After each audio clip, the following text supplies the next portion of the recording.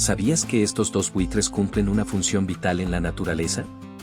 Uno con la cabeza roja, otro negra como la noche. Son los jotes, carroñeros que transforman la muerte en equilibrio. Se alimentan de lo que nadie quiere. No cazan, no matan. Limpian. El negro, más sociable, sigue a sus pares. El rojo, más solitario, vuela buscando por el olfato. Entre quebradas, campos y costas, los buitres hacen su trabajo. Y aunque pocos los miren con respeto, el mundo sería muy distinto sin ellos. No son aves temidas, sino sanitarios del ecosistema. Sin jotes, estaríamos en problemas. Suscríbete para más naturaleza.